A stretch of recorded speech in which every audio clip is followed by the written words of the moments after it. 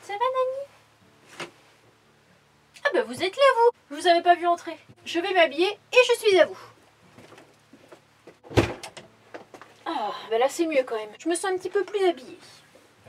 Ah, me revoilà. Mais je vous dis quand même, salut à tous, bienvenue dans cette nouvelle vidéo. Donc ça y est, hein, la Manche c'est fini. On a quitté la Manche pour le Calvados où on va visiter le cimetière américain qui se trouve à la Cambre, que vous connaissez peut-être. Mais en tout cas, moi j'ai découvert ce cimetière-là et je vous avoue que ça m'a laissé une mauvaise impression. Enfin, j'ai trouvé ça un petit peu glauque. J'en parle un petit peu dans la vidéo, je vous explique pourquoi. Et dans cette vidéo, malheureusement, il y a Dan qui s'embourbe, hein, parce qu'en fait j'ai trouvé un spot sur Park4Night. Le problème c'est que moi mon camping-car il passe parce que il est pas très grand, il est assez compact donc ça va.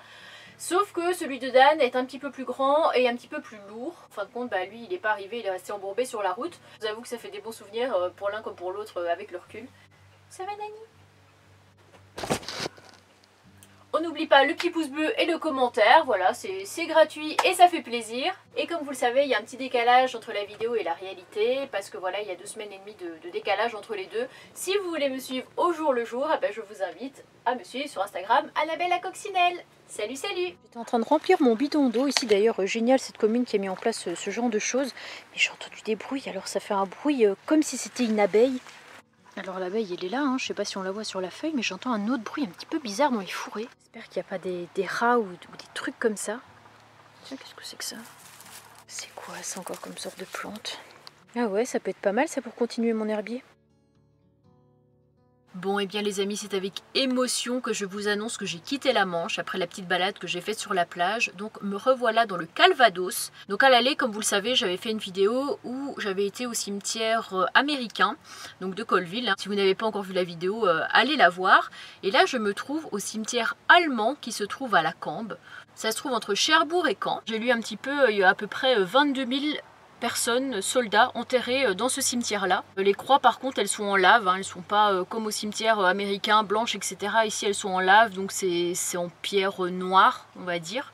Mais je ne vous en dis pas plus, je vous emmène là-bas, c'est parti! Je suis quand même en train de me demander à comment je vais accéder à l'arrière de mon véhicule. Je me suis vraiment garée comme un gros kiki. Alors verdict en direct, est-ce que je vais réussir à ouvrir cette porte? Au millimètre près. Non Nani, tu restes là, à tout à l'heure!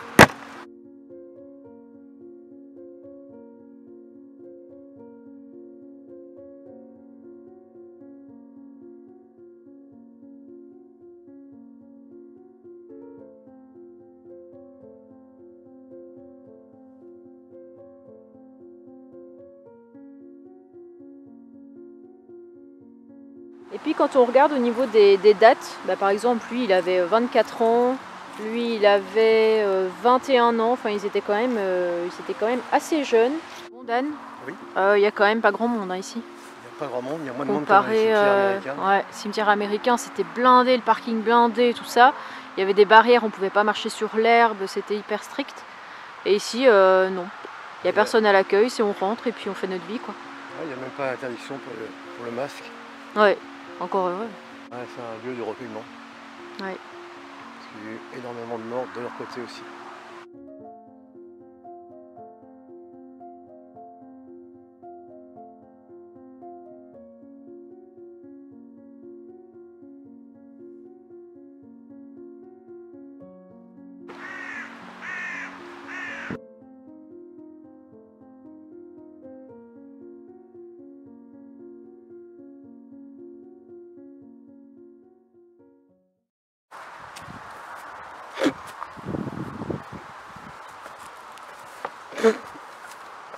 Bon. Ah oui, c'est fermé en plus.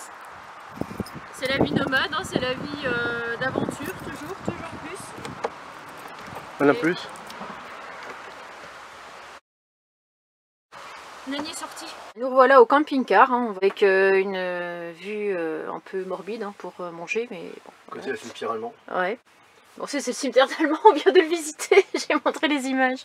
Donc voilà, pommes, avocats, œufs, tomates et ça que Dan a trouvé hier sur la plage. Et c'est quoi du coup? C'est un repose-plat? C'est ça que... Maintenant c'est un repose-plat. Et c'était à la base un coquillage ou c'était quoi? Je sais Non, pas. pas coquillage, Moi, je sais pas moi. un galet.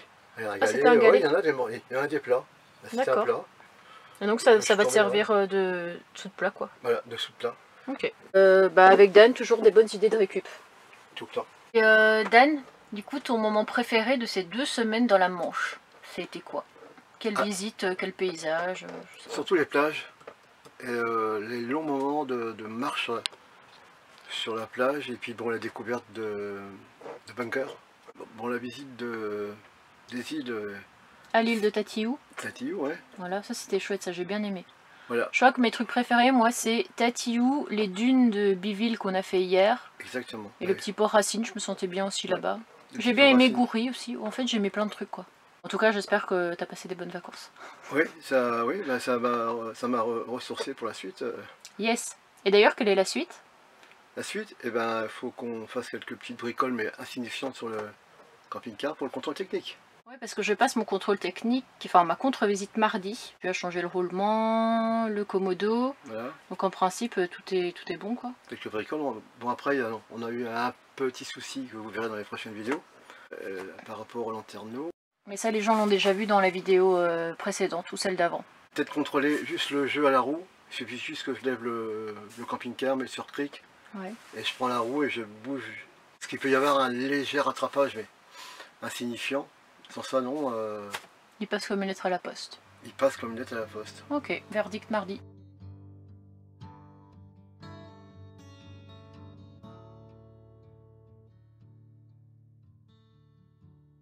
Je me suis dit que même si on était sur le chemin du retour, ça n'empêchait pas de continuer à visiter des choses qui étaient sur notre route. Et là, on a trouvé la pointe du Hoc, qui se trouve à côté en fait du cimetière américain. Il y a peut-être 10 km entre les deux. Et ça fait partie aussi de l'histoire du débarquement, parce que cette partie en fait de la pointe du Hoc a été occupée par les Allemands, ça a été renforcé par eux, et c'était un point assez stratégique. En fait, c'est vraiment une grande falaise, enfin, c'est ce que j'ai vu en tout cas sur les photos. Et en fait, ça se trouve entre Utah Beach et Omaha Beach. Donc Omaha Beach, c'est les plages qu'on avait visitées au tout début du road trip, hein, au moment où on a visité le cimetière de Colville, justement, le cimetière américain.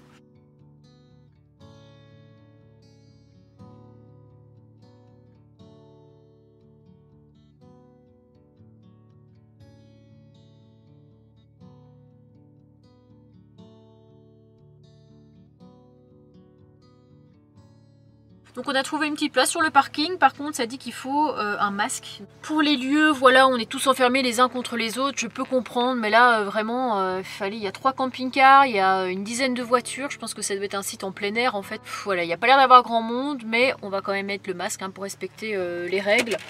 Mais il y a des endroits où je trouve que c'est un petit peu abusé quand même.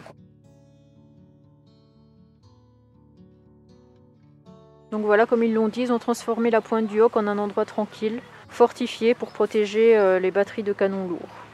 Et c'était capturé par l'armée américaine en 1944. Voilà, ils ont escaladé les falaises courageusement. Bon, le temps est assez incertain. D'ailleurs, tout à l'heure, on a dû s'arrêter avant de venir. On a dû faire une petite pause chez Dan là, pendant un quart d'heure, 20 minutes, le temps que la pluie s'arrête. Donc on croise les doigts pour qu'il continue à faire comme ça. Jusqu'à ce qu'on ait fait le tour du site.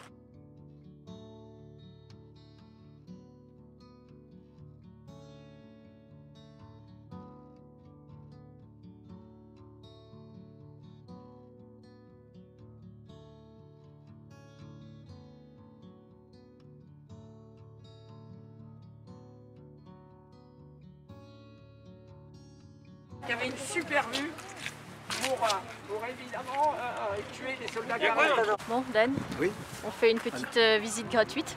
voilà, nous avons eu un guide.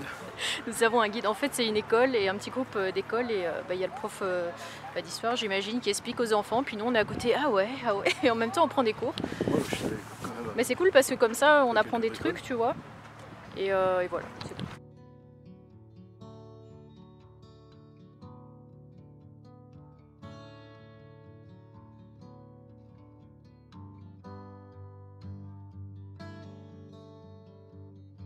Nous avons fait le tour du site.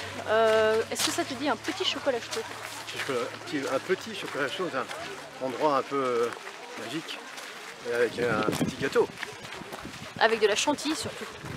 Alors, suivez-nous. Bon bah nous voilà arrivés à Bayeux. Bayeux, ville dans laquelle on était déjà venu dans les vidéos précédentes. D'ailleurs vous étiez nombreux à me dire mais Annabelle tu vas à Bayeux, capitale de la dentelle. Sauf que quand j'y suis allée la dernière fois il était 18h45 donc tout était fermé. Et autant vous dire que là aujourd'hui il est 18h45 et que tout est aussi fermé. À croire que je choisis vraiment mon moment pour venir. Là on a trouvé un petit bar sympa. Oui, un petit peu sympa. Et c'est hyper bien décoré je trouve. Des petits tableaux d'époque.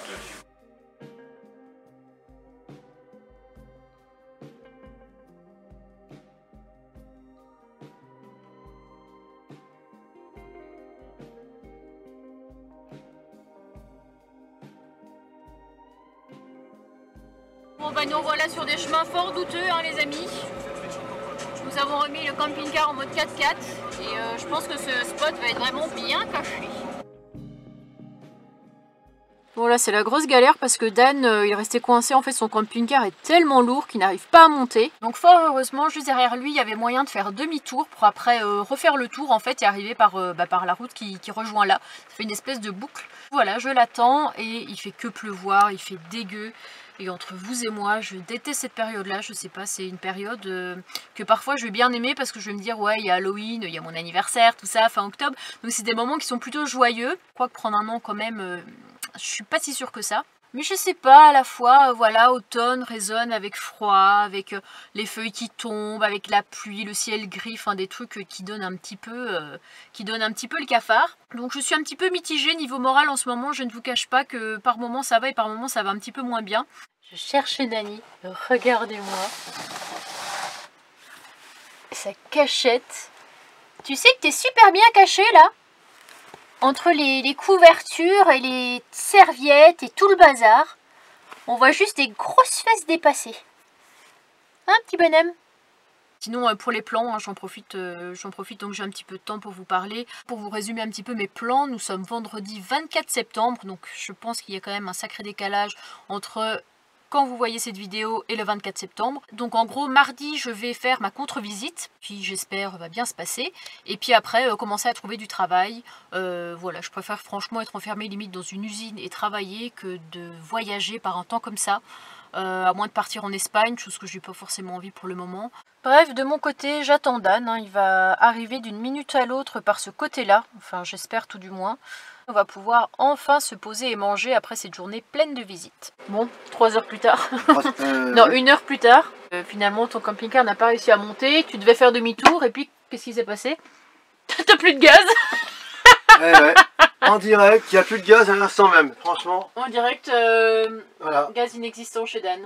Et c'est marché impeccable il y a 10 secondes. Oui. Bon, t'arrives, tu vois. Mais bon, ça faisait quand même quelques temps que ta truc était presque vide. Mon cher et tendre trafic n'a pas pu monter la côte. Donc j'ai reculé, je me suis logé une fois, j'ai réussi à bouger le volant. Donc après multiples manœuvres, j'ai réussi à descendre dans le descendre le petit chemin qui menait jusqu'au spot où je me trouvais quoi. Voilà, et après je vois un lieu-dit, je m'engage dedans, je vois interdit aux véhicules. Je me suis dit, le chemin était praticable, mais au bout de 10 secondes, qu'est-ce que j'ai vu? Tu t'es embourbé. Ils ont encore embourbé, donc j'ai réussi à redescendre. Finalement, bah on s'est dit que comme on est un duo inséparable, formidable, nous sommes un binôme. Un binôme, ouais. Bah je t'ai rejoint. On s'est rejoint sur un autre spot. Voilà. Et entre deux, Annabelle avait la jauge à 0. Mais tout s'est bien passé. Tout est une histoire qui finit bien. Oui, sauf que t'as plus de gaz. C'est pas grave. Mais sinon, on est sur le spot où on a fait la première vidéo quand on était juste avant Bayeux. Le spot en forêt. Qu'on vous montrera demain. Bon, en attendant, bonne nuit. Ouais. Bonne nuit Dan. À demain pour de nouvelles aventures. Hop.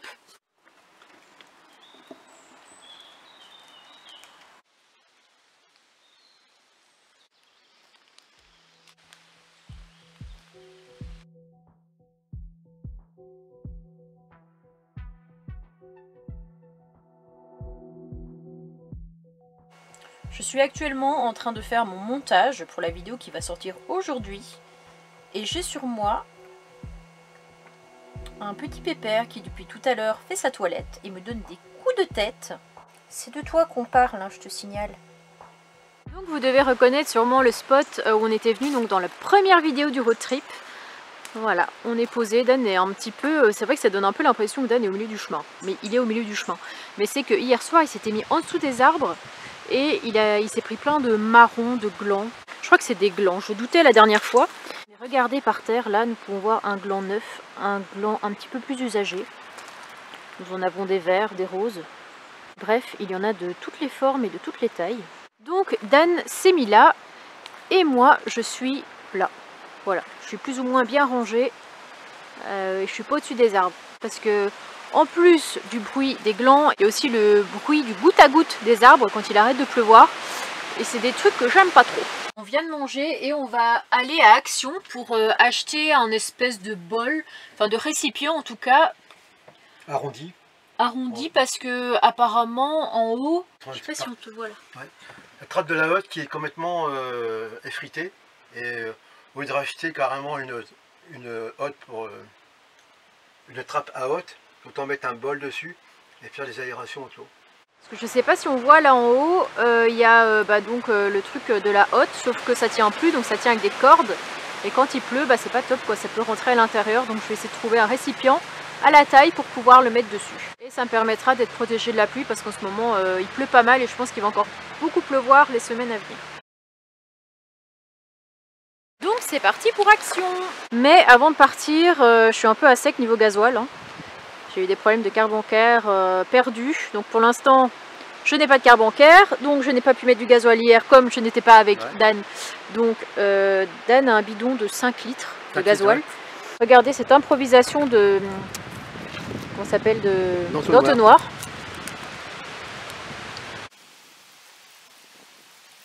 Logiquement, j'ai jamais de gasoil dans mon camion. Je sais pas, j'avais une réserve, ça lui sert. Ouais, bah tu vois, comme quoi le destin... Assistance.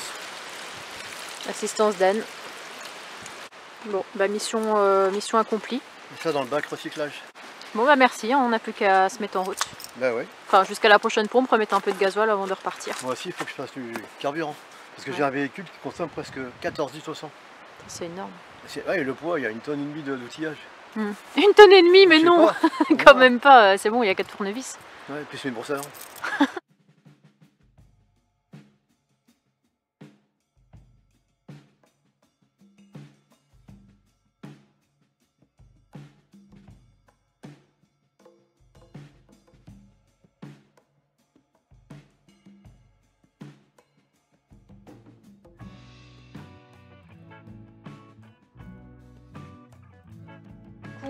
On a été à Action pour trouver le récipient pour mon truc.